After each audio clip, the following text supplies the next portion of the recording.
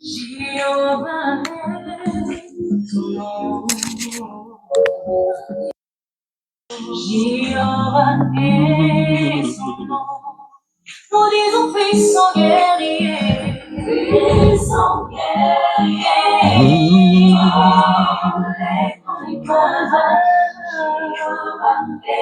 Alléluia. Alléluia. Nous disons puissant guerrier. Puissant guerrier, fort dans les combats, Jéhovah c'est son nom. El Shaddai. Père, nous te disons merci. Merci pour ce matin merveilleux que tu nous donnes. Merci pour les mains qui ont offert ce matin. Et aussi, ceux qui n'en ont pas, nous savons et nous croyons que tu vas leur donner afin qu'ils contribuent et qu'ensemble, nous soyons dans la joie et que notre joie soit une joie parfaite. Dans le nom puissant de notre Seigneur Jésus-Christ, nous te disons merci Seigneur notre Dieu. Vous m'aimez pas trop, hein? Vous aimez que maman. Amen. Dis amen très fort. Est-ce que nous pouvons commencer par le commencement? Est-ce que tu peux t'élever? Salut 52 personnes. Dis-leur que tu les aimes. Dis-le mon frère, ma sœur, je t'aime. Je suis content de te voir encore ce matin. Je suis dans la joie car tu vas bien. Je sais que tout va bien pour toi, car j'ai prié pour toi. J'ai demandé à Dieu que tu sois en bonne santé. J'ai demandé à Dieu que tu sois très bien. Et je suis donc dans la joie de te voir ce matin. Dans le nom de Jésus, nous acclamons le Seigneur très fort, très fort. Alléluia. Nous acclamons notre Seigneur. Amen, amen. Il est vivant. Il est vivant. Il est ressuscité. Amen, amen. Pendant que tu es debout, est-ce que tu peux tenir ta Bible très bien? Montre-moi ta Bible. Montre-moi ta Bible. Laisse-moi voir ta Bible. Oui. Nous allons le dire. Ceci est ma Bible. Je suis ce qu'elle dit que je suis. J'ai ce qu'elle dit que j'ai. Je peux faire tout ce qu'elle dit que je peux faire. Aujourd'hui, je vais être enseigné la parole de Dieu. Je déclare avec confiance que mes pensées sont en alerte, que mon cœur est réceptif. Je ne serai plus le même. Je suis sur le point de recevoir l'incorruptible, l'indestructible, l'éternel et la vivante sémence de la parole de Dieu. Je ne serai plus le même. Au nom de Jésus, acclame le Seigneur très fort. Alléluia, alléluia, alléluia. Est-ce que nous pouvons nous asseoir? Dans le nom de Jésus. Amen. Regarde un peu ton voisin. Regarde-le très bien. Regarde-le. Regarde-le très bien. Est-ce que tu penses qu'il est dans la joie? Non, non, non, non, non, non, non. Regarde-le très bien. Est-ce que tu penses qu'il est dans la joie? Dis-lui, acclamons le Seigneur. Alléluia. Amen, amen. Amen, amen. Je vous dis qu'il est doux et il est agréable aux frères de demeurer ensemble. Car c'est là que coule la bénédiction de l'Éternel. Dis amen très fort. David, lui, ne se gênait pas. Il le disait clairement, je suis dans la joie lorsque on me dit, allons dans la maison du Seigneur. Amen. C'est-à-dire que le moment de venir à l'église ne doit pas être un moment où on doit te supplier, s'il te plaît, viens, non. Mais viens, non. Mais viens, s'il te plaît, non. Tu dois dormir la nuit, tu te dis, demain, je vais aller dans la maison du Seigneur. Et l'apôtre Paul, lui, l'a dit très bien. Il a dit, quand je suis venu parmi vous, je n'ai pas voulu savoir quelque chose d'autre si ce n'est Jésus et Jésus-Christ crucifié. Donc, dors la nuit, dis-toi, demain, je ne vais pas aller chercher maman Mireille. Demain, en tout cas, je ne vais pas aller chercher maman Rachel. Qu'elle soit là, qu'elle ne soit pas là, moi, je vais dans la maison du Amen. Et donc, dans mon introduction, comme toujours, je souhaite partager avec vous que il y a une histoire très merveilleuse dans l'Acte des Apôtres, chapitre 26, déjà dans le verset 1er. C'est l'apôtre Paul qui a été amené devant le roi Agrippa. Il était en prison, enchaîné, enfermé pendant plusieurs jours déjà. Mais quand il s'est retrouvé en face d'Agrippa, il lui dit, Agrippa, je me vois joyeux. Est-ce qu'aujourd'hui, tu peux être en prison et te dire que tu es dans la joie? Est-ce que ça arrive encore aujourd'hui? Lorsqu'il y a de petits problèmes, de tout petits problèmes comme ça qui nous arrivent, nous devenons comme des poissons grillés. Dis Amen très fort. Amen. Le Seigneur veut que nous soyons dans la joie. Amen. Et que nous soyons toujours dans la joie. Amen. Lorsque l'ennemi commence à voir ton attitude, c'est là qu'il profite. Car la Bible déclare, ne vous inquiétez, mais en toutes circonstances, faites connaître vos besoins à Dieu par la prière, la supplication et les actions de grâce. Quand il y a un petit problème, quand il y a un souci, non, ce n'est pas ce que Dieu attend de nous. Et donc, nous allons clôturer cette petite série que nous avons fait sur le Saint-Esprit. Nous ne pouvons jamais clôturer une série sur le Saint-Esprit. On peut enseigner des années et des années sur le Saint-Esprit, mais pour le moment, on va pouvoir s'arrêter là. En conclusion, qu'est-ce que nous avons dit au cours de ces mois? Que le Saint-Esprit est la représentation physique de Dieu. C'est vrai que quand on parle de physique, les gens veulent voir. Mais le Saint-Esprit en nous représente le gouvernement céleste. Dis Amen très fort. Nous avons dit que le Saint-Esprit n'est pas juste une puissance. Nous avons dit que le Saint-Esprit n'est pas une sensation. Bon, ce n'est pas le Saint-Esprit. Le Saint-Esprit n'est pas une puissance. Power!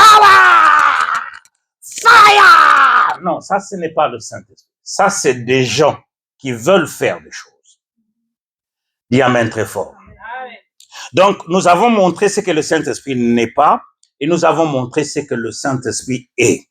Aujourd'hui, nous allons ajouter une petite partie et nous allons voir, aujourd'hui, si vous voulez, le thème de ce matin, c'est le Saint-Esprit dans les combats spirituels. Prenons, première lecture. Nous sommes dans le livre d'Éphésiens, chapitre 1er, versets 13 et 14. Éphésiens, chapitre 1er, versets 13 et 14. Bien-aimés, je veux que nous fassions un effort de ne pas simplement lire la Bible. Commençons à faire un effort d'étudier la Bible. C'est quoi étudier la Bible? Il y a des gens qui ont un peu d'argent, ils vont acheter des dictionnaires bibliques, ils vont acheter des encyclopédies. C'est juste pour approfondir ta façon d'étudier, n'est-ce pas? Donc, mais il faut étudier. Étudier, c'est quoi? Lorsque tu lis un verset dans Éphésiens, tu dois chercher à voir est-ce que on a déjà utilisé ces mots-là avant Éphésiens. Qui l'a utilisé pour la première fois? C'était en rapport avec quoi? Qu'est-ce qu'aujourd'hui Dieu me parle par rapport à ces versets? Amen. Verset 13. En lui, vous avez aussi, après avoir entendu, écoutez très bien, c'est après avoir entendu la parole de la vérité, l'évangile de votre salut, En lui, vous avez cru et vous avez été scellés du Saint-Esprit qui avait été promis. Tu ne peux pas être scellé du Saint-Esprit lorsque tu n'as pas encore accepté, cru dans l'évangile qui vous est annoncé. Verset 14. Lequel est un gage, dis un peu gage. Lis-moi dans ta version, il dit quoi? Le Saint-Esprit est quoi? Le Saint-Esprit, la fonte de notre héritage. Ça c'est encore très très bien. Le Saint-Esprit constitue la compte de notre héritage. Ça c'est vraiment une belle version. De notre héritage pour la rédemption de ce que Dieu s'est acquis à la louange et à sa gloire. Expliquons maintenant le Saint-Esprit pour la dernière fois. Quand on dit que le Saint-Esprit est un account, est un gage, en anglais on va dire est un deposit. Quand tu veux acheter une maison, tu viens, on te dit cette maison coûte 10 millions de dollars. Toi tu dis écoutez, je vais vous montrer la volonté que je veux acheter cette maison. Tu prends 1 million de dollars, tu donnes. Tu dis ça c'est pour vous prouver que cette maison je veux l'acheter. Gardez-la moi, je vais venir vous payer les 9 millions. Soit je vais les payer progressivement en tranches, ou soit je viendrai carrément vous donner. Donc le Saint-Esprit est cette somme-là que tu donnes, que tu déposes pour prendre la maison. Donc le Saint-Esprit est la compte que Dieu a donnée pour nous. Dis amen très fort. Nous avions dit la semaine passée que le Saint-Esprit est le sceau. Et nous avons expliqué que le sceau, c'est un symbole qu'on donne à un représentant de l'État de l'avoir sur lui. C'est pourquoi, lorsque nous avons le problème de migration et de tout ça, nous allons à la préfecture pour qu'on nous donne parfois soit le récépissé ou soit que nous puissions renouveler notre document. C'est l'autorité de l'État qui le fait. Et c'est l'autorité qui a cette autorisation de nous autoriser de demeurer dans le pays. Dis amen très fort. Et donc le Saint-Esprit est cette somme-là que Dieu a payée. En fait, en quelque sorte, Dieu l'a donnée pour prouver que c'est vous que je veux.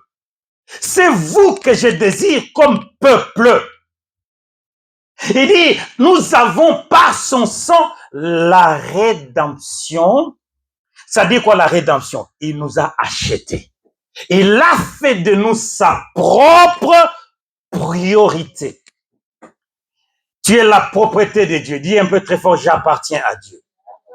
Non. Dis-le très fort, j'appartiens à Dieu. Parfois nous le disons, mais nous ne voulons pas le vivre. C'est ce que nous allons voir aujourd'hui. Le rôle du Saint-Esprit dans les combats spirituels. Comment est-ce que le Saint-Esprit peut t'aider dans le combat spirituel? Déjà, c'est quoi le combat spirituel? Vous voulez que je prenne une réponse ou vous voulez que je continue? Que j'attende une réponse, n'est-ce pas? Ok, on va en prendre deux. C'est quoi le combat spirituel? Des batailles invisibles. D'accord, que Dieu vous bénisse. Amen. C'est ça justement que l'Église nous a enseigné. En fait, si vous voulez, c'est ça ce que la religion nous a enseigné. Mais c'est tout le contraire du combat spirituel. Dis amen très fort. Le Saint-Esprit dans les combats spirituels. Ok, commençons par définir les combats spirituels. Les combats spirituels, ce n'est pas au nom de Jésus. Fire! Moto! Dites ça en portugais, c'est quoi? Fire! Moto en portugais, c'est quoi? Fuego! Fuego! Dites ça en espagnol, c'est quoi espagnol? Donc, ce n'est pas ça les combats spirituels. Les combats spirituels, c'est ces combats qui existent entre ton âme et ton esprit. Puisque ton esprit est devenu nouveau, mais que ton âme, qu'est-ce qu'il y a dans l'âme? Nous avons déjà dit les pensées, la volonté et les émotions. Puisque dans tes pensées, il y a encore des anciennes choses qui reviennent. Il y a encore des choses de quand tu étais qui reviennent. Et donc maintenant, il y a cette lutte-là. L'esprit veut s'imposer, mais l'âme aussi en même temps veut s'imposer. C'est ça ce qu'on appelle les combats spirituels. Et si tu n'as pas encore vaincu celui-là, tu ne pourras pas vaincre le diable. It will be impossible. Ça va être impossible si tu n'as pas encore vaincu plutôt ces combats-là intérieurs pour que tu puisses vaincre le Satan. Il te connaît très bien. C'est ainsi qu'il va commencer à jouer avec toi. N'est-ce pas? La Bible nous montre que Jésus a prié 40 jours et 40 nuits. Mais que le diable s'est présenté au devant de lui. Souvent, quand nous lisons ce verset, nous avons l'impression que le diable était venu. Avec une longue queue, avec un gros machin. C'est moi le diable. Si tu m'adores. Non, le diable était là-dedans. Là-dedans. C'est là que ça se passe. Et nous allons le découvrir aujourd'hui. Et nous allons comprendre le rôle du Saint-Esprit. Tu sais, mais ça on viendra. C'est dans les enseignements que j'ai prévus vers la fin de l'année. Pour le moment, je veux que vous sachiez que le diable est en train de vous distraire. Sinon, il est en train de nous distraire. Nous passons beaucoup de temps à combattre quelqu'un que le Christ a déjà vaincu depuis très longtemps. Nous passons notre temps à faire le Christ l'a déjà vaincu depuis très longtemps. Dans le livre des Colossiens, on dit qu'il les a dépouillés. Et les a livrés publiquement en spectacle, en les clouant à la croix. On dit en les triomphant par la croix. Est-ce que vous comprenez? Ce que nous ne savons pas, mais nous allons faire, vers la fin de l'année, nous allons faire des enseignements sur ça. Les enfants de Dieu doivent connaître leur nouvelle identité. Dis, je suis un enfant de Dieu.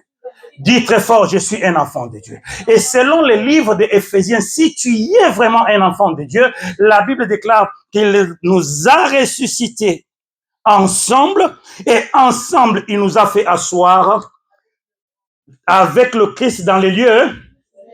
Est-ce que tu comprends là où nous sommes? Nous sommes dans le ciel, bien que nous vivons sur la terre, mais nous appartenons au ciel. Nous sommes citoyens. Est-ce que vous comprenez? Nous passons du temps, mais bon, c'est vrai, les gens trouvent que ça les amuse à faire ce genre de choses.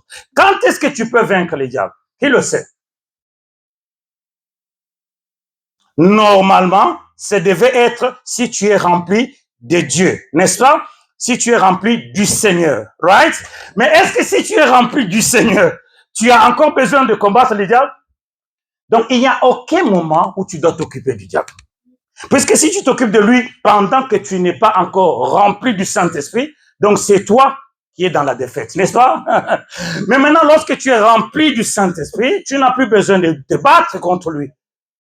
Puisque tu es rempli du Saint-Esprit, il ne peut pas et il ne pourra plus s'approcher de toi.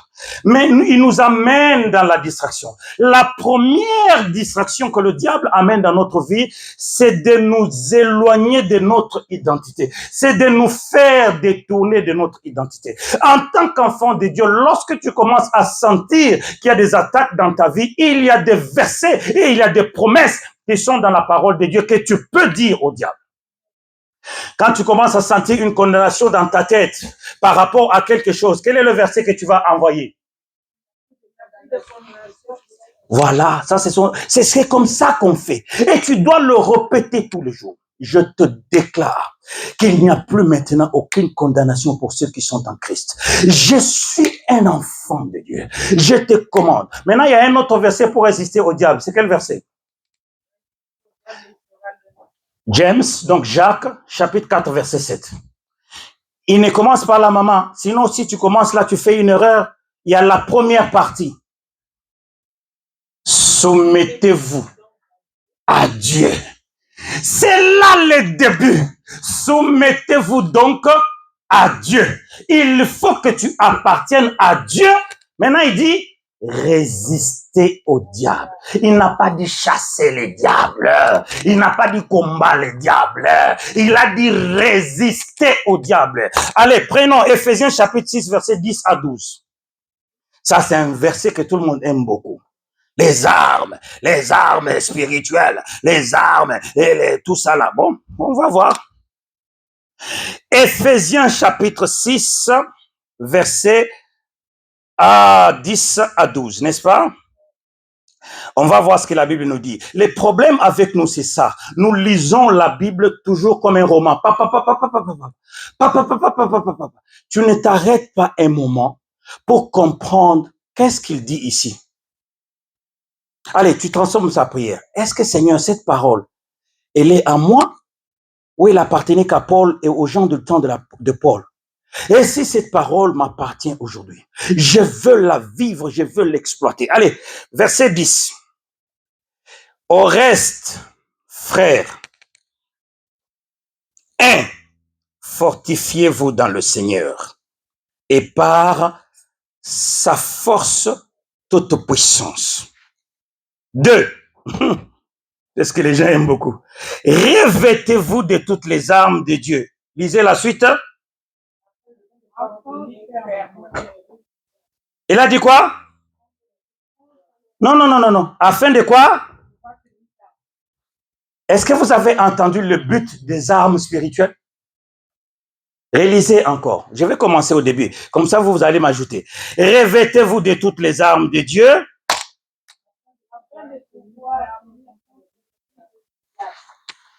Est-ce que vous avez compris? Le rôle des armes spirituelles, ce n'est pas pour toi. Oh non, déjà,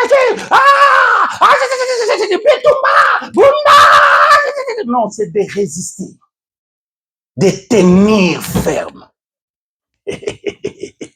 Dis amen très fort. Tenir ferme, c'est quoi? C'est être planté, être sémé. Même s'il va commencer à te bouger comme ça, il ne va rien faire. Puisque tu es ferme, tu es planté, tu es sémé. Église, dit amen très fort. Et revêtez-vous des armes spirituelles. Il faut prendre ces armes spirituelles. Il faut les mettre sur nous. Mais c'est pour résister. Alors, l'apôtre Paul, quand il écrit ce livre d'Éphésiens, il est en prison, n'est-ce pas? À Rome, il est en prison. Il commence à détailler les armes, puisqu'il voit un militaire romain devant lui. Il commence à dire ce que les gens doivent porter, n'est-ce pas? Le casque, tout ce que vous voulez, la cuirasse et tout ce que vous voulez. Mais il y a une arme ici, dans cette liste, que l'apôtre Paul n'a pas citée. Si vous connaissez les soldats romains, très bien, right? Il y a une arme ici que l'apôtre Paul n'a pas citée. Puisqu'elle n'était pas nécessaire dans le combat. Elle n'est pas nécessaire. C'est quelle arme? Non, c'est pas grave, je ne vais pas vous voler votre temps. C'est la lance, la flèche, si vous voulez. Les soldats romains, en plus de toutes ces choses qu'on a citées, ils avaient toujours une grosse lance, une longue lance. Toujours. Allez taper à l'internet, soldats romains. Vous allez les voir avec toutes ces choses, mais en main, ils ont toujours une lance. Et l'apôtre Paul, inspiré par le Saint-Esprit, lorsqu'il a cité les armes, il a dit non, la flèche, la lance n'est pas nécessaire. Pourquoi? La lance était utilisée pour attaquer, pour tuer. Mais les chrétiens n'en ont pas besoin. Dis amen très fort. Dis amen très fort. Moi, je regarde, j'observe, je regarde, je dis, est-ce que par rapport à la parole de Dieu, ce que nous faisons, ce que l'Église nous fait faire aujourd'hui, est-ce que c'est normal? C'est la distraction. Dis très fort, c'est la distraction. Il est temps que les enfants de Dieu connaissent maintenant la parole de Dieu. Dis amen très fort. Lorsque le diable n'a pas peur de toi, puisque tu sautes et tu cries, oh non, déjà dit, oh non. Écoutez, le Seigneur Jésus a fait 40 jours et 40 nuits. Le matin, qui est venu? Il n'a pas peur de ces choses-là. Il n'a pas peur que tu pries 40 jours. Il n'a pas peur que tu fasses descendre le feu du ciel. Le diable a peur de quoi? Qu'est-ce qui a fait fuir le diable lorsqu'il est venu devant le Seigneur Jésus? Il est écrit. Les diables commencent à avoir peur de toi lorsqu'il comprend que tu as maintenant de la connaissance. Lorsque tu n'as pas de la connaissance, tu seras toujours une victime que le diable va balloter. Balloter. Les mêmes combats que tu as fait le 1er janvier, tu vas le faire jusqu'à la fin de l'année. Toujours feu, fire. Les mêmes problèmes. 2020, 2021, 2022, jusqu'en 2027. J'espère même que jusqu'à ce que Jésus viendra, tu seras toujours dans Katsabitumbawana. Il doit arriver un moment où tu dois te sentir victorieux. Tu te dis aussi que non, cette histoire est maintenant finie. Je dois vivre dans la victoire. Hier, pendant que j'ai prié, je disais toujours, ah Saint-Esprit, remplis-moi. À un certain moment, j'ai entendu une voix qui m'a dit, est-ce que tu ne voudrais pas que toi, tu remplisses le Saint-Esprit? Et l'explication qu'on m'a donnée, c'est bien de dire que je connais le Saint-Esprit. C'est bien de dire que j'ai le Saint-Esprit. Mais il faut arriver à un moment où que tu dises, que tu saches combien le Saint-Esprit te connaît aussi. Tu veux dire que tu connais le Saint-Esprit? Parce que tu as entendu les prédications? Parce que tu as lu les livres? Ou est-ce que tu as vu sur YouTube? Ou est-ce que tu peux témoigner que moi, le Saint-Esprit me connaît? Moi, que vous voyez ici, le Saint-Esprit me connaît. Ce devrait être notre langage. Que nous puissions habiter en lui, pas lui en nous. Oui, c'est bien. Parce que être en nous, c'est ce que tous nous faisons. Ah, je suis un enfant de Dieu. Il est à moi. Il est à moi. Mais nous devons arriver maintenant à changer de positionnement. Que nous soyons maintenant en lui. Que nous demeurions en lui. Écoutez, Jean chapitre 15, verset 7. Pour ceux qui lisent la Bible, connaissent déjà. Il dit, si vous demeurez en moi. Vous voyez comment il a commencé? Il dit, si vous là, vous demeurez en moi. Et que si mes paroles demeurent en vous. Il n'a pas dit si ma puissance demeure en vous. Aujourd'hui, tout le monde est derrière la puissance. Puissance. C'est pourquoi aujourd'hui, les gens sont en train d'aller en Israël, toucher n'importe quoi. Vous voyez, aujourd'hui à Paris, ils ont tous ces machins-là. Ils ont presque tous ces histoires-là. Moi, je ne vais pas citer le nom, mais vous connaissez. Ils mettent ça ici. Mais on aura peut-être un jour le temps de parler de ça. Moi, je ne vais pas critiquer les gens. Mais écoutez, quand déjà vous voyez seulement quelqu'un s'habiller avec ces trucs-là, il faut le fuir. Il faut le fuir sans même regarder derrière. Dis amen très fort. Quand ça s'appelle le talit, je vais citer le nom, mais quand vous le voyez mettre le talit, il faut le fuir. Les talits, pour le mettre, il y a d'abord des cérémonies. C'est écrit, il y a des trucs qui sont écrits là, tu dois les répéter. Tu répètes, tu fais une sorte de cérémonie avant de mettre ça. Donc, ce n'est pas des dieux. Right? Mais c'est pas grave. Donc, mais ils sont, pourquoi? Parce que les gens parlent de la puissance, c'est la puissance, c'est la prière et la confiance en Dieu. Lorsque tu pries, que tu sais que tu vis dans la sanctification, que tu sais que tu vis dans le péché, et que tu pries, donc tu as la puissance. La puissance, comme nous avons dit la semaine passée, les semaines qui sont passées, le Saint-Esprit, ce n'est pas de faire tomber les gens et de tomber. Non. J'ai répété pour dire qu'il peut utiliser tes émotions pour te faire sentir sa présence. C'est-à-dire que tu peux inconsciemment tomber. Là, il faudrait que l'homme de Dieu passe comme ça. Tu te sens, tu es déjà parti, boum. Et toi-même, tu dis, ah, le monsieur est juste passé, mais je me suis retrouvé par terre. On n'a pas besoin de t'imposer les mains. Fire! Je disais à madame, quand j'ai commencé l'église au pays, je ne vais pas citer son nom, mais c'est un papa, il est mort d'ailleurs, c'est un papa. Je l'avais invité pour prêcher dans mon église. Eh bien, il avait prié pour toute l'église. Il a prié pour toute l'église. Mais là, le dernier jour, il a posé la question à l'église. Vous voyez que j'ai prié pour vous tous, n'est-ce pas? Il reste une personne pour qui je n'ai pas prié. Les gens ont dit, oui, l'interprète, puisque c'est moi qui l'ai interprété. C'est l'interprète. Viens, mon bébé, viens. Viens ici, viens. Il a commencé à prier pour moi. D'abord, il a une grosse main. C'est un peu plus que ma main, right? Il est venu, moi j'étais là avec le micro à main. Je ne vais pas te taper, mais il a fait boum! Déjà, j'ai senti une grosse main sur moi. Il a commencé à me pousser. Donc, on est allé avec lui. Moi, maintenant, dans mon cœur, vas-y, mon bébé. Je me suis dit, moi, je suis dans ma propre église. Les messieurs veulent me faire tomber. Je ne veux pas tomber. J'ai commencé à changer de position. Non, plus j'ai changé de position, plus il me poussait, plus j'ai changé de position. Maman, je vous dis, j'étais déjà dans cette position. Pourquoi? Puisqu'il voulait se convaincre qu'il a la puissance. Il a fait tomber les pasteurs de l'église. Moi, maintenant, dans mon cœur, je dis jamais, devant l'église, tu veux me faire tomber. Je ne vais pas tomber. Donc, plus il me poussait, plus j'ai changé de position. J'ai commencé à bouger mes jambes. Dis amen très fort. La puissance de Dieu existe. La puissance du Saint-Esprit existe. Tu peux sentir lorsque l'homme de Dieu passe comme ça, les choses commencent à arriver. Ça existe. Ça, je ne doute pas, je ne nie pas la puissance de Dieu. Mais tellement nous avons poussé les conducteurs spirituels à aller chercher ces choses. Le monsieur, il a 2 boulots.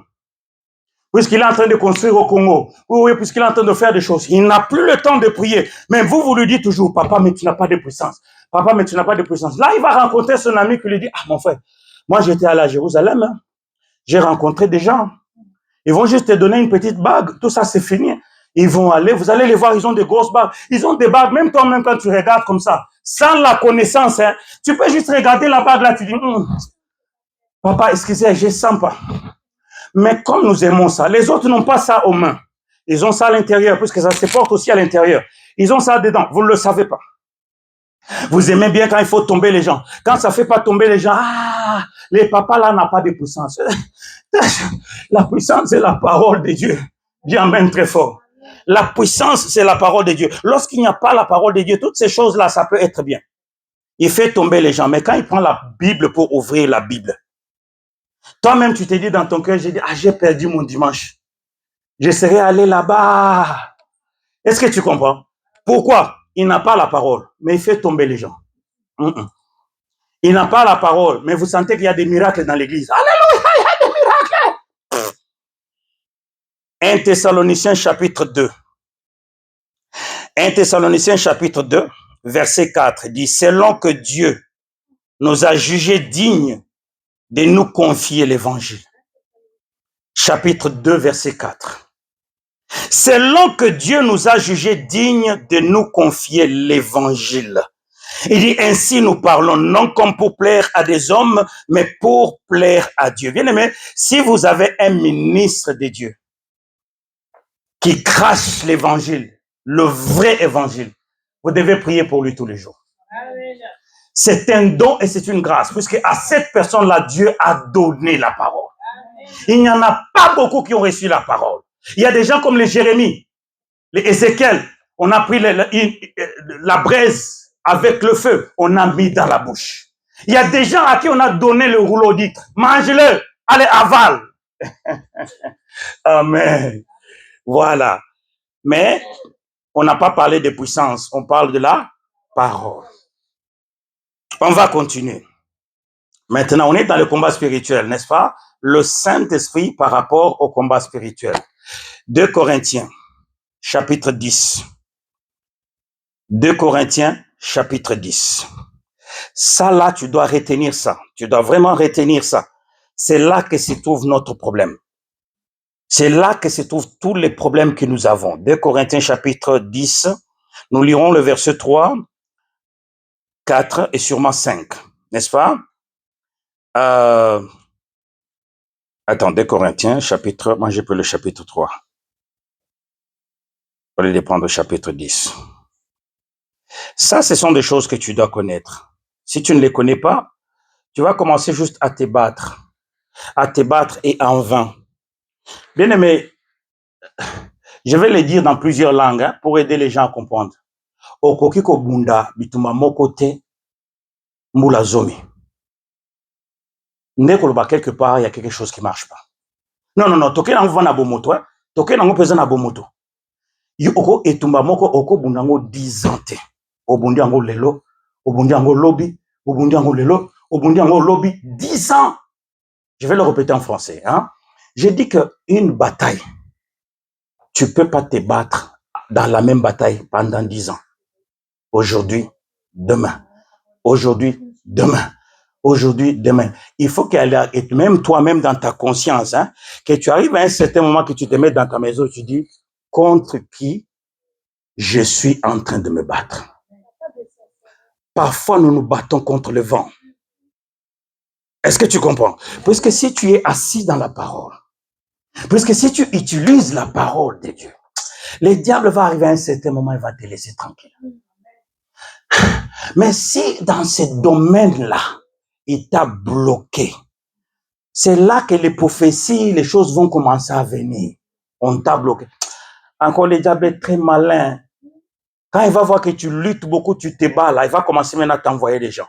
Tu sais que cette histoire ici, c'est la famille, on t'a bloqué. Mais c'est pas grave, nous lisons. Lisons d'abord, on va comprendre ce qui arrive entre les chrétiens. Dieu n'est pas un homme, il n'est pas un fils de l'homme, de te laisser dans des troubles pendant autant d'années. Mais c'est toi qui l'implores tous les jours, c'est toi qui l'adores, c'est toi qui le...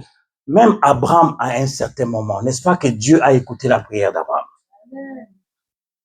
Parmi les gens qui ont attendu la bénédiction pendant longtemps, on va citer Abraham, mais on va citer Moïse.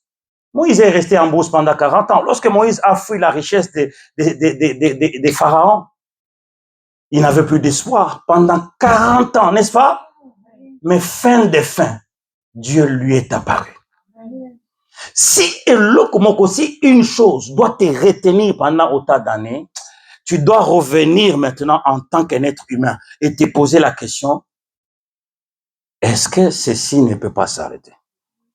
C'est où le problème? Tu sais, même dans les grandes sociétés, on fait des bilans, n'est-ce pas?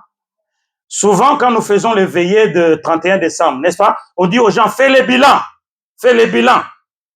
Mais dans tout ce que tu fais, tu dois arriver à un certain moment où tu fais les bilans. J'ai commencé ce combat depuis longtemps. Mes enfants n'étaient pas encore nés. Là, j'ai des enfants. Maintenant, je dois me battre pour mes enfants ou pour moi. Est-ce que ce combat-là est devenu le combat de tes enfants? Ce sont des questions qu'il faut se poser. Bon, 2 Corinthiens chapitre 10, verset 3. Il commence avec un si. Il met une condition. Il dit, si nous marchons dans la chair, nous ne combattons pas selon la chair. Car, écoutez-moi bien aimé, écoutez très très bien la parole de Dieu. Car les armes avec lesquelles nous combattons, 1, ne sont pas charnelles. 2, elles sont puissantes par la vertu de Dieu. Pourquoi elles sont puissantes? Lisez. Est-ce que vous avez entendu? Pour renverser les forteresses. Les forteresses, c'est quoi? Ce n'est pas quand tu vas aller dans l'église, là, on va te dire que les forteresses, c'est les histoires que ta famille a posées. C'est les murs que la famille a posés. Jéricho va tomber. Non.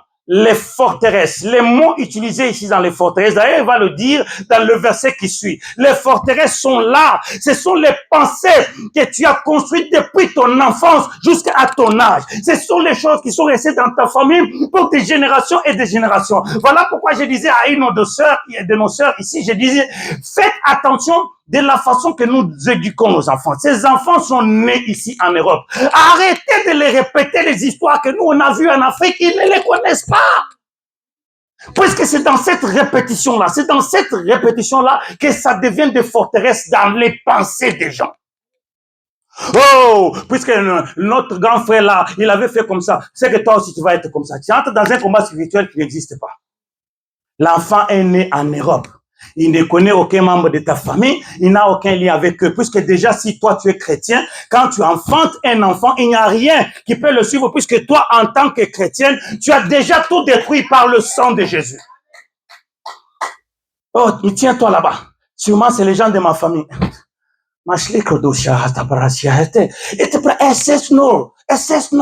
Enfin, l'enfant est né ici. Il connaît rien de ces choses-là. C'est toi qui l'amènes dans ces choses-là. Et dans ces cas-là, tu construis les forteresses en lui. Lisez les versets qui suivent. Nous renversons quoi? C'est ça ce qu'on appelle forteresse. des raisonnements qui se sont maintenant bâtis en toi, qui se sont ancrés en toi, qui ne te permettent même pas de comprendre que tu es un enfant de Dieu. Parce que tu dois arriver à un certain moment, te dire, attends, déjà que quand j'étais païen, j'étais bien, n'est-ce pas? Maintenant que je suis devenue chrétienne, il y a des choses qui commencent à venir, n'est-ce pas? Est-ce que c'est ma faute à moi?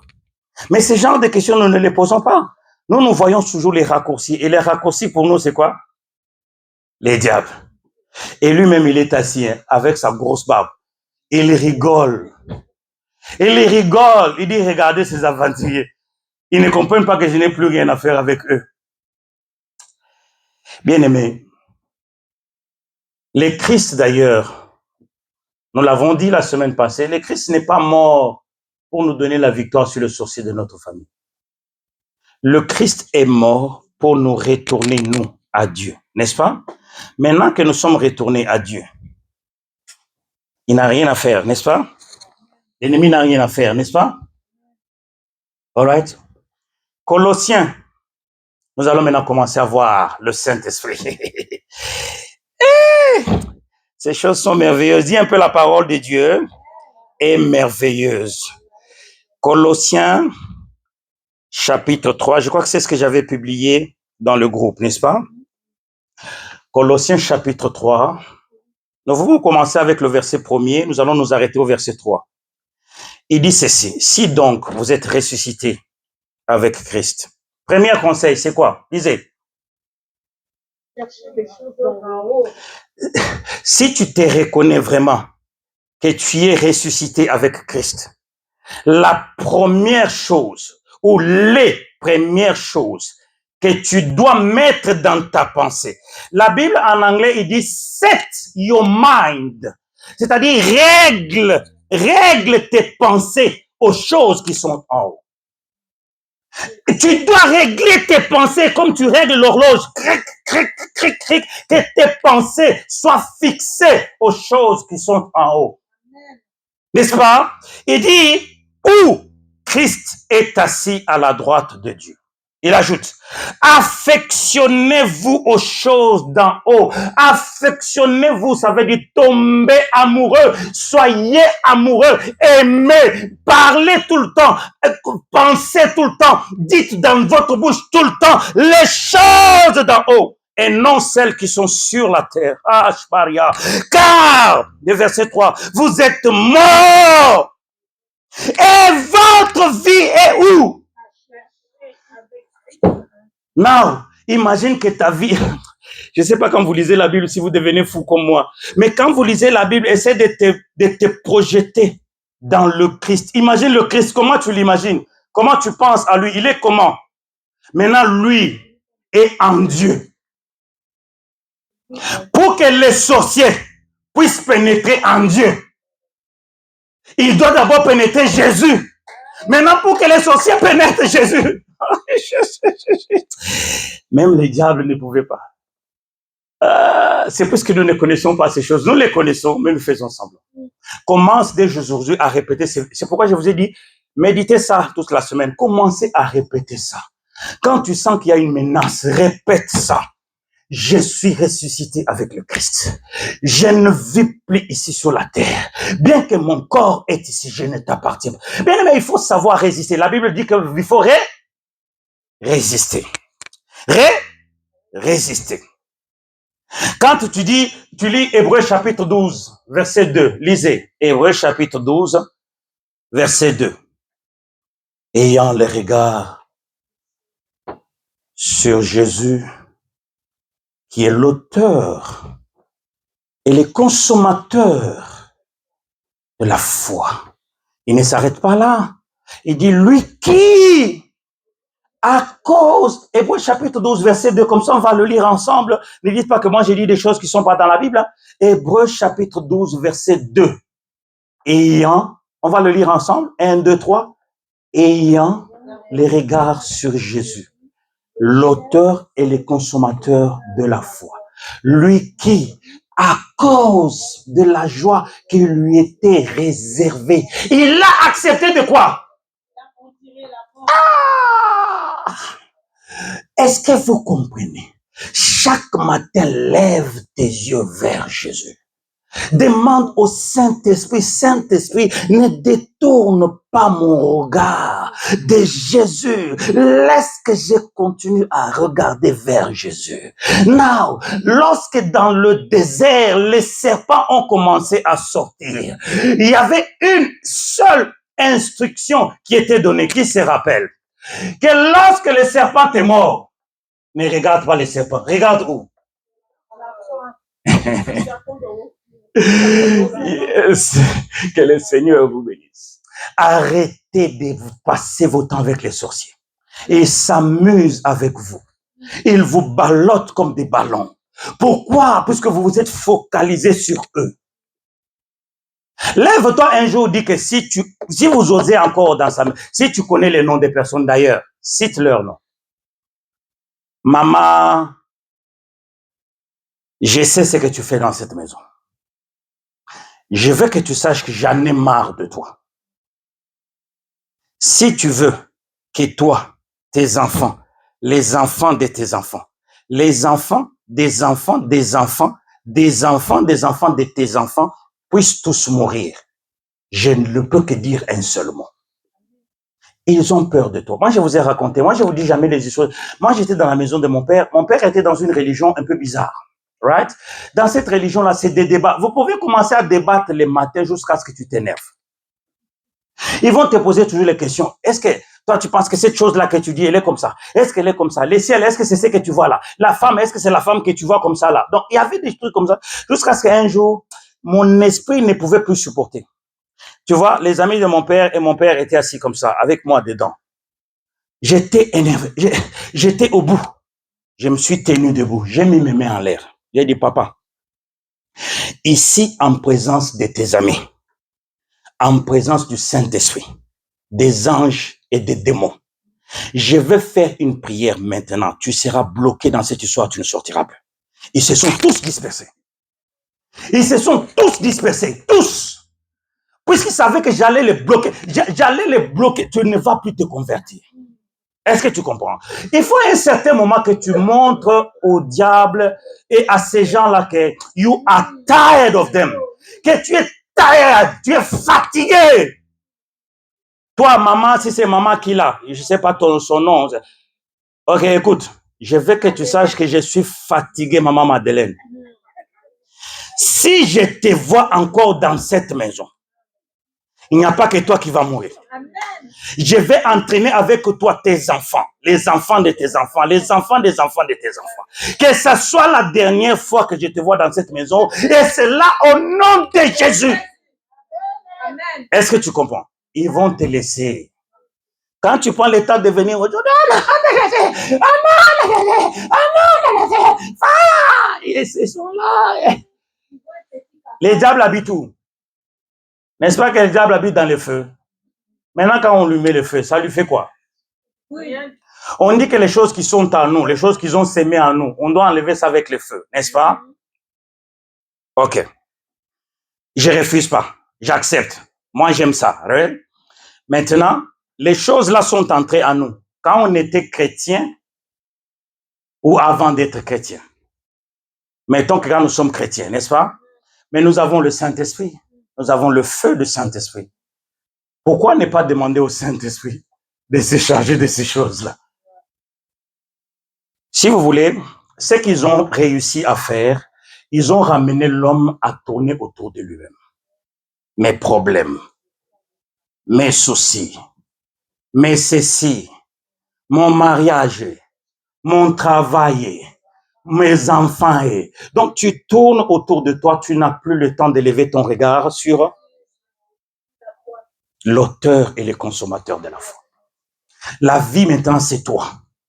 La vie tourne autour de toi. Et ils réussissent très facilement.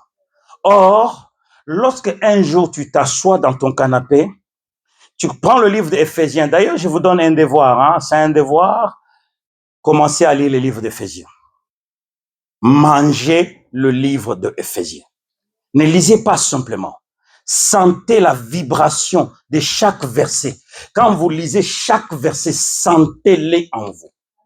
Lorsque vous finissez Éphésiens, c'est 6 chapitres, prenez le livre des Colossiens. Lisez, vibrez, sentez cette vibration. Chaque fois que vous lisez, dites Amen. Chaque fois que vous lisez, changez ça en prière. Commencez à le déclarer. Dans le livre d'Éphésiens, on dit, il nous a ressuscités ensemble. Et ensemble, il nous a fait asseoir dans les lieux célestes. Déclare que je suis un citoyen céleste.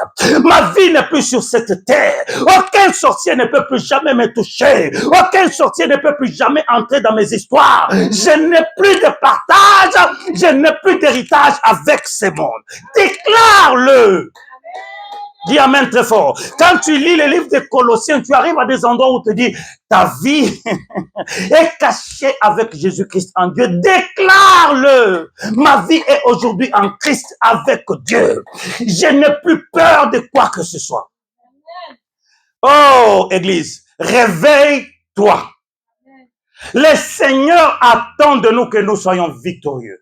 Mais comment est-ce que nous serons victorieux si nous n'utilisons pas la puissance de la parole de Dieu? Il n'y a pas de puissance dans autre chose si ce n'est dans la parole de Dieu. Si tu n'as pas la parole de Dieu, tu n'as pas non plus la puissance. Alors comment est-ce que tu vas te battre? Puisque pour te battre, tu dois sûrement avoir un background. Hein? Quelque chose qui te supporte, n'est-ce pas?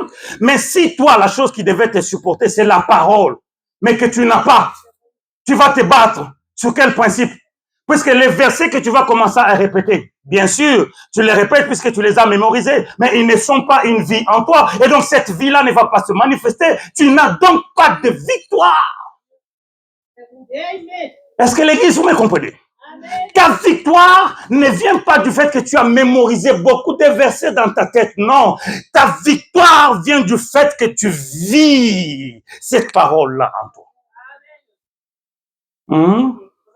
Qui a compris? Qui a compris? Tu as beaucoup de versets que tu as mémorisés, c'est bien. Ce n'est pas mauvais. Mais il faut le vivre. Moi, la pratique, c'est commence à répéter ça chaque jour. Quand tu te promènes en chemin, répète la parole de Dieu. Puisque je fus crucifié avec le Christ. Maintenant, si je vis, ce n'est plus moi qui vis. C'est le Christ qui vit en moi. Aucun membre de ma famille ne vit en moi. Aucune chose de ma famille n'est à moi. Car c'est le Christ qui vit en moi. Jésus, tu vis en moi. Laisse qu'on le voie et que le... Tu vois, lorsque le diable va comprendre, il est réveillé. Il va te laisser partir. D'ailleurs, c'est le dernier verset qu'on va lire. On l'a déjà lu, mais on va le répéter. James et Jacques 4, 7. Lisez à haute voix. Jacques, chapitre 4, verset 7. Je vais chercher. Now, vous y êtes? On va lire. 1, 2, 3. Soumettez-vous à Dieu. Résistez au diable et il fuira loin de vous. Commence toujours par te soumettre à Dieu. Commence toujours par contrôler et vérifier ta vie. Est-ce que lorsque on met ta vie dans la balance de la parole de Dieu, est-ce qu'elle peut tenir? Lorsque tu ne te soumets pas à Dieu, mais tu penses que la bataille là, tu vas te battre comment? Soumets-toi à Dieu. Abandonne-toi à lui. Maman, elle a dit ici pendant qu'elle était en modération, elle a dit, l'apôtre Paul et le disciple Silas, ils étaient en prison. Ils ont juste commencé à chanter. Ton nom est si merveilleux. Bon, ils n'ont pas chanté cette chanson. Moi, j'aime la chanson, mais ils ont chanté. Ton nom est si merveilleux. Ton nom est si merveilleux. Il y a eu tremblement de terre. Il y a un peu très fort tremblement de terre. Est-ce qu'ils ont cité les noms de Jésus dedans? Il y a Jésus, notre prison, les murs de cette prison, notre prison, les murs de cette... Excusez-moi. Mais quand les gens font ces choses-là, il faut les regarder même comment ils changent de position.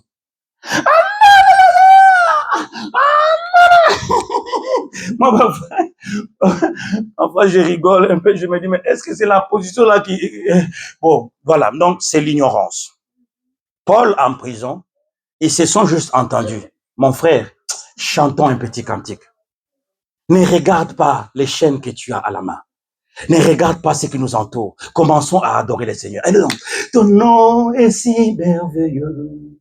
Ton nom... Ça a commencé à bouger un peu. Ah, ils n'ont pas laissé. Ton nom est si merveilleux. Ah, tremblement. Écoutez, lisez le passage. Il ne dit pas qu'il y a eu tremblement de la prison. On dit qu'il y a eu tremblement de terre. Et c'est ce tremblement de terre qui a fait que les portes de la prison étaient ouvertes. Les gardiens de la prison voulaient se tuer. Paul a dit, chut, chut, chut, ne te tue pas. Nous sommes encore ici. Nous n'allons pas fuir. On est là. Et les gars ont reçu Jésus le même jour. Il faut que ta vie commence à amener les gens à Jésus-Christ. Il faut que le Saint-Esprit en toi commence à amener les gens vers Christ.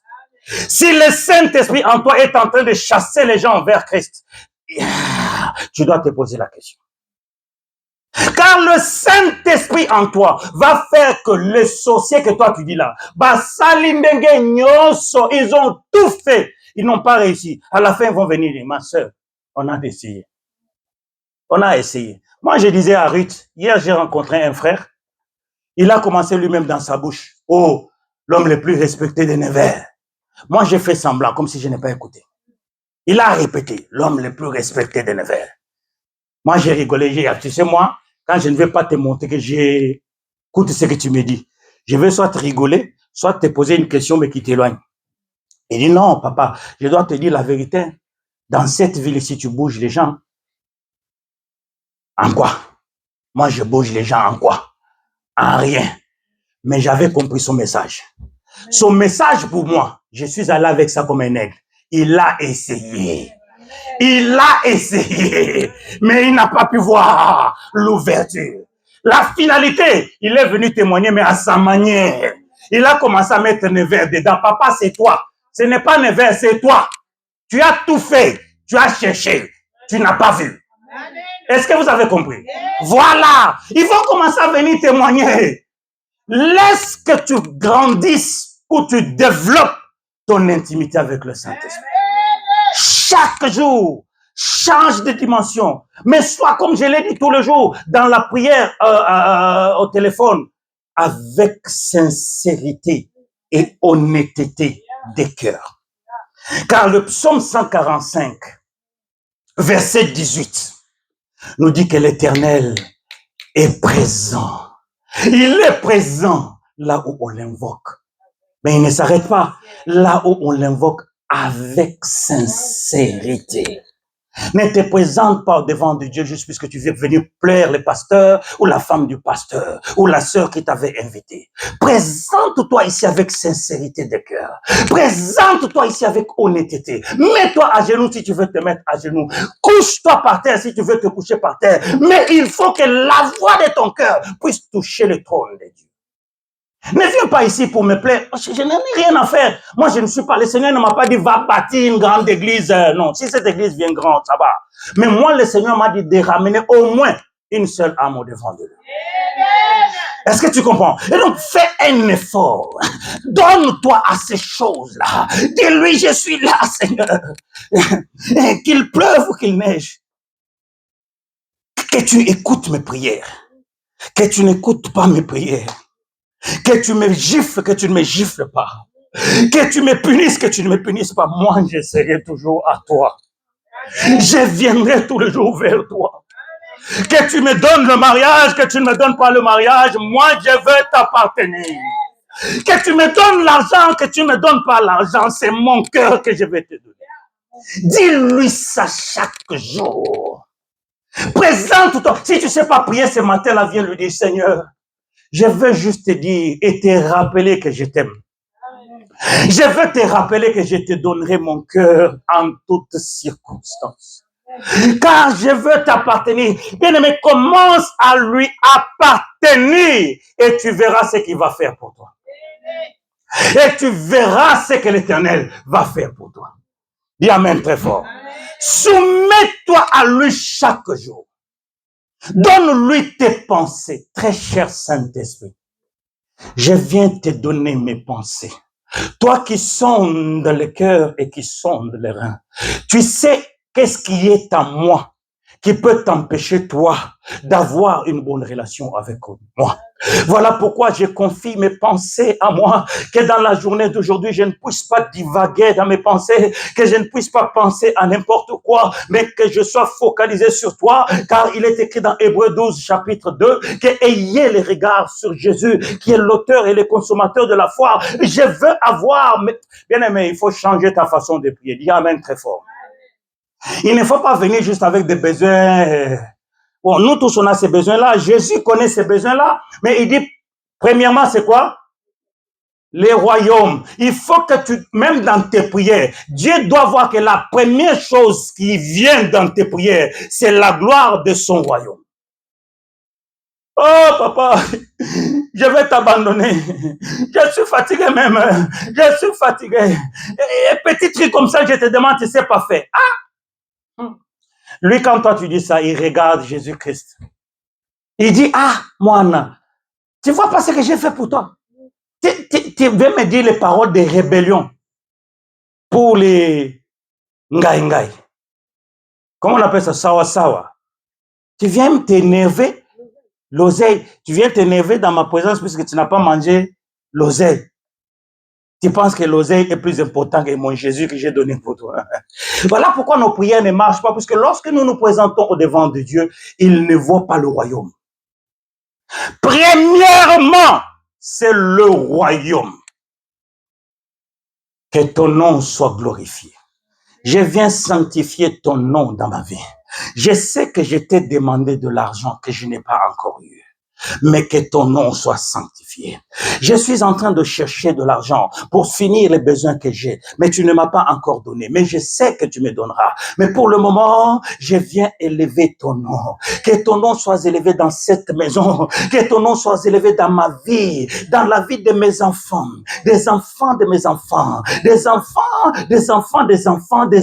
de mes enfants. Père, jusque dans la 7e génération. Et dans la 7e génération, je te prie de susciter quelqu'un d'autre qui priera encore pour cette génération. Et dans chaque 7 générations, que tu suscites quelqu'un, car cette famille, je la consacre entre tes mains. Que mes enfants soient tes serviteurs et tes servants. Change ta façon de prier. Tu verras la main du Seigneur. Do you understand? Quand lorsque nous nous attribuons, nous tout est devenu moi. Même la petite intercession pour prier pour tes frères et tes soeurs, tu la fais pas. Il y a que moi. Même le Seigneur lui-même va se dire, mais attends un peu. Dis Amen, Église. Yeah. Maintenant, ça c'est la deuxième partie et on va finir. C'est la deuxième partie où tu dois amener tes besoins, mais dans l'intercession. Où tu passes tes jours à ne pas citer ton besoin. Tu ne cites que les besoins des gens. C'est vrai, tu ne connais pas les gens. Mais quand tu dis, Seigneur, je présente maman Rachel au devant de toi. Je ne connais pas trop ce que maman Rachel est en train de chercher. Mais je veux que tu étendes ta main dans sa vie. Que tu bénisses sa vie, que tu lui ouvres des portes. Seigneur, je viens mettre maman Mireille entre tes mains. Tu vois, lorsque nous faisons ça de temps en temps, si vous voulez, si l'église ne fait pas ces choses, je disais à la maison, dans la méditation qu'on a eue, j'ai dit, regardez ce qui est arrivé dans les livres des Actes des Apôtres. Dans leur négligence, dans leur embrouillement, ils ont fait que Jacques soit décapité. On a décapité Jacques. Jacques est mort. Toujours dans le même chapitre, on est dans le chapitre 12 des Actes des Apôtres. En bas, on vient maintenant arrêter Pierre. Ah! L'église s'est réveillée. Écoutez, si nous continuons dans ces distractions, on va les tuer tous. Pour Pierre, on ne va pas les tuer. Allez, mettons-nous ensemble. Commence à prier.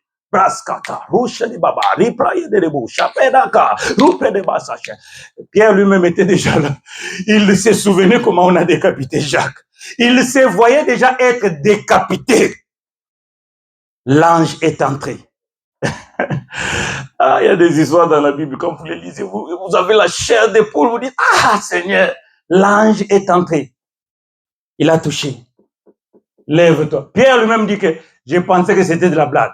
Mais on l'a tenu par la main. On a fait traverser le mur. Premier mur. Deuxième mur. Troisième mur. Quatrième mur. Il s'est retrouvé dehors. C'est là qu'il s'est réveillé. Ah, c'est l'ange de l'Éternel. L'ange a disparu. L'église, vous devez apprendre à prier pour les autres. Amen. L'église, vous devez arrêter de congosser les autres. Vous devez prier pour les autres. Oh, est-ce que tu as vu la maman là? Oh, est-ce que tu as vu les papas là? Oh, est-ce que tu as vu les pasteurs là? Maman, arrêtez de tomber dans les péchés. Ma sœur, je suis venu te voir. Nous devons passer du temps à prier pour notre pasteur. Je ne sais pas trop, mais qu'on se donne un peu ces devoirs-là. Priez. Priez pour votre pasteur. Dites ce que vous voulez à Dieu. Si vous voulez qu'il ait beaucoup d'argent, c'est vous.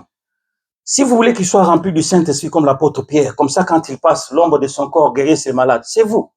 Mais ne passez pas le temps à critiquer, à congo ça. Est-ce que tu as vu maman, l'autre là? Est-ce que tu as vu papa, l'autre là? Oui, je l'avais vu. Mais alors, déjà quand il commence, est-ce que tu as vu maman, pardon, c'est que moi je peux te demander, prions pour cette personne-là. C'est quoi que tu veux qu'on demande pour lui? Il n'a pas les habits? Bon, avant de prier pour les habits, est-ce que dans ta garde-robe, tu n'as rien qu'on peut lui donner? Est-ce que si tu évites qu'il va mettre tes habits, comme maintenant à l'église, l'église aujourd'hui, on est devenu à un niveau où même si quelqu'un te donne les habits à l'église, tu ne peux pas prendre. Pourquoi? Moi, je prendrai. Moi, je vous dis la vérité, je prendrai. Je les mettrai sur moi. Moi, je n'ai pas peur. Je les dis tous les jours à la maison. Moi, je n'ai peur de personne. Je sais qu'ils me combattent. Mais la Bible dit que ils ne me vaincront jamais. Moi, je vais croire en la Bible. Je ne vais pas croire en eux. C'est pourquoi moi, à la maison, je ne vous cache pas. Moi et madame, parfois, on se partage en quelque portion. Moi, je ne veux pas que tu me dises ces choses-là. Quand ça devient une semence en moi, ça va cueillir quelque chose. Ne me le dis pas. Je ne fais pas entendre. Laisse-les faire. Je suis conscient qu'ils le font. Même si je ne les vois pas avec mes yeux. Mais je suis conscient qu'ils le font. Mais une chose est vraie. Que je suis aussi conscient que la parole me dit qu'ils ne me vaincront pas. Amen. Ils le feront. Dieu veut qu'ils le fassent. Mais ils ne me vaincront jamais. Et d'ailleurs, s'ils le font, c'est puisque moi je permets. Lorsque je commence à me lever, la Bible dit que toute arme forgée contre toi. Forger, ça signifie pas fabriquer. Lorsqu'il commence à penser, à dessiner cette arme-là, déjà Dieu l'a annulée. Do you understand? Je vais m'asseoir dans la parole de Dieu. Je ne vais pas m'asseoir dans des légendes, dans les histoires. Je connais ce qu'ils font. Mais je ne passe pas mon temps dans ces choses-là. Laisse-les faire. Laisse-les faire. Dieu que je sais ne le permettra pas. Amen. Tu sais, quelqu'un comme moi, j'ai des choses avec lesquelles je me bats ma poitrine. Moi, j'ai commencé à servir le Seigneur, j'étais un petit, hein. J'étais vraiment petit. Parfois, je lui dis, Seigneur, j'ai donné ma vie. Mais ça ne compte pas parce que la vie que toi, tu as donnée pour moi est plus que ce que moi, j'ai fait. Tu peux pas faire. Tu peux faire. Fais. Je vous donne la permission. Vous m'entendez? Faites. Mais vous ne me ferez rien. Je le sais. Car celui qui est en moi est plus fort que vous. Amen. N'ayez pas peur de ces choses-là. On va venir, on va commencer à te dire, oh, ta cousine là, hein. Ok, maman, aujourd'hui, je suis maintenant conscient de ce que ma cousine me fait. Mais je vais maintenant me revêtir de la pensée qu'il ne me fera rien. Ils ne me feront absolument rien. Ce n'est pas aujourd'hui qu'ils ont commencé. Tu regardes l'âge que tu as, hein? Tu sais que la cousine là, ce n'est pas elle qui a commencé. Peut-être c'est sa maman qui avait commencé. Peut-être c'est la maman de sa maman qui avait commencé.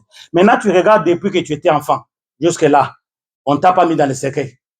N'est-ce pas que le roi Salomon dit qu'il y a encore de l'espoir pour ceux qui sont en... Lorsque tu respires et que tu es encore vivant, il y a encore de l'espoir. Continue de te tenir dans la parole de Dieu. Demeure avec tes deux pieds dans le Saint-Esprit. Ne sors pas ni à gauche ni à droite. Deviens un véritable ami avec le Saint-Esprit. Quand tu commences à avoir peur, au lieu de paniquer, dis-lui, très cher Saint-Esprit, là j'ai peur. Je te dis, hein, je le répète, hein, c'est avec sincérité et honnêteté de cœur. Quand tu as peur, dis-lui la vérité. Ne te cache pas derrière le mot. Saint-Esprit, là j'ai peur. J'ai peur. J'ai peur. Tu comprends? Et il va t'aider. Mais si tu commences à lui dire, d'ailleurs, moi j'ai dit que c'est pour être sincère, n'est-ce pas? Mais avant, tu peux aussi te souvenir de la parole dit que celui qui est faible dise quoi? Quand tu commences à sentir que j'ai peur, il faut que tu te dises, non, je n'ai pas peur. Je n'ai pas peur, voilà. La Bible dit que, donc, 1000 tomberont à ma gauche. Et dit, je ne serai pas touché. Dans cette histoire, le Seigneur a même dit, je donnerai les nations. C'est-à-dire que pour te protéger, on peut tuer dans ta famille. Tu entends seulement que ta mère est morte. Mais ce n'est pas ta mère qu'on cherchait à atteindre, c'est toi. Maintenant, on s'est dit qu'elle, pour l'atteindre, c'est difficile. Il faut commencer ici. On tue ta mère. C'est pourquoi tes enfants, il faut tous les jours les protéger avec le sang de Jésus. Parce qu'ils vont chercher aussi à t'attaquer là-bas. L'enfant va devenir... Voilà. Dans la maison, vous ne vous entendez plus. C'est toi qu'on cherche à atteindre. Prends ton enfant. Prends même sa photo tous les jours. Promène-toi avec sa photo. Déclare partout où tu es. Je déclare que toi, tu es mon fils, les fruits de mes entrailles. Je te consacre au Seigneur. Tu serviras le Seigneur. Tu seras le témoignage dans cette maison. Quel que soit tout ce qu'ils font contre toi, mon fils, je le déclare. Ça n'a pas d'effet. Bien-aimé, il faut savoir se protéger dans le Seigneur. Nous allons nous arrêter là. Est-ce que nous pouvons nous tenir debout pour prier? Le diable, il va se moquer de nous. Amen. Il va chercher à nous distraire. Il va chercher à nous amener. Tu sais pourquoi il est fort? Dieu est le maître des temps et des circonstances, n'est-ce pas? Le diable maintenant cherche à utiliser aussi les temps et les circonstances pour nous amener dans la distraction. Ce qu'il va faire, c'est quoi? Il va nous